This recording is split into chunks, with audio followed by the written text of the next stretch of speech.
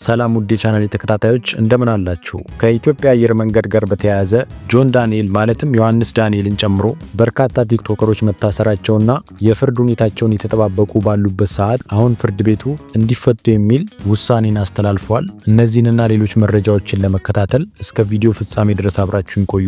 በቅድሚያ ግን ወደዚህ ቻናል ዛሬ ጎራ ካላችሁ ይህን ቪዲዮ ላይክ እና ሰብስክራይብ በማድረግ ቤተሰብ እንድትሆኑ ስል በትህትና ጠይቃችኋለሁ። ቀጥታ ወደ ቪዲዮ እንግባ።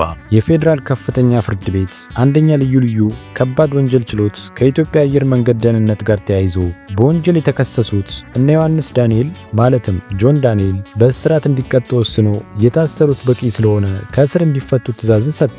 የፍትህ ሚኒስቴር የተደራጁና ድንበር ተሻጋሪ ጉዳዮች አቃቤ በዮሐንስ ዳንኤል ማለትም ጆን ዳንኤል፣ አማኑኤል መውጫ፣ ናትናኤል ወንደሰን፣ ኤልያስ ድርባና ይዲዲያ ነጻነት ላይ በነሐሴ 16 ቀን 2016 ዓ.ም ከምሽቱ በግምቱ 3:30 ላይ ከአዲስ አበባ ከተማ ወደ መቀለ ከተማ ለመጓዝ አውሮፕላኑ ለበረራ ዝግጁ ቢሆንም የአየር ሁኔታው ለበረራ አዳጋች በመሆኑ በረራው ቢደረግም የሚያደርሰውን ከባድ አደጋ ለመከላከል ጉዞ ተሰርዞ መንገደኞቹም ከአውሮፕላኑ እንዲወርዱ ሲነገራቸው በረራው በግድ መደረግ አለበት አንወርድም በማለት ቀሪ ተሳፋሪዎችም እንዳይወርዱ በመከልከል አሳድመዋል በሚል በዝርዝር ጠቅሶ ክስ አቅርቦባቸው ነበር። በተጨማሪም አቃቤ ሕግ አንደኛ ተከሳሽ ጆን ዳንኤል ላይ በሶስተኛ ክስ የኮምፒውተር ወንጀል ለመቆጣጠር የወጣውን አዋጅ ቁጥር 958/2008 አንቀጽ 13 ንዑስ ቁጥር 3 ስር የተመለከተውን ድንጋጌ በመተላለፍ ክስተቱ ቲክቶክ በተባለ ማህበራዊ ሚዲያ በተንቀሳቃሽ ምስል ቀርጾ በቀጥታ ስርጭት ማስተላለፍ የሚል ክስ አቅርቦበት ነበር።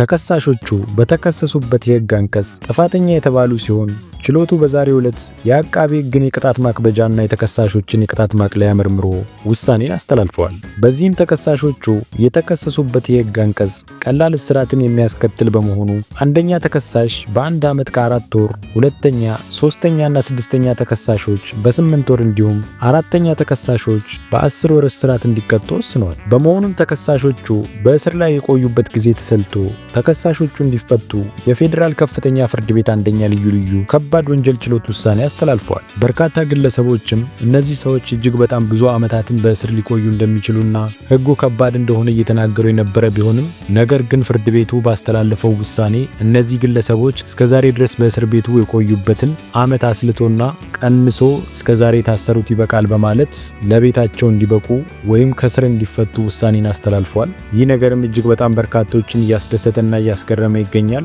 ምክንያቱም በዚህ ፍጥነት ማንም ይወጣሉ ብሎ የገመተ የለም። ይህንን የፍርድ ቤቱን ውሳኔ እናንተስ እንዴት ትመለከቱታላችሁ? ሐሳብ አስተያየቶቻችሁን በኮመንት አጋሩኝ። መሰል እንደዚህ አይነት ቪዲዮዎች በየጊዜው እንዲደርሷችሁ ይህን ቪዲዮ ላይክ እና ሰብስክራይብ በማድረግ ቤተሰብ እንድትሆኑ ስል በትህትና ጠይቃችኋለሁ። መልካም ቀን።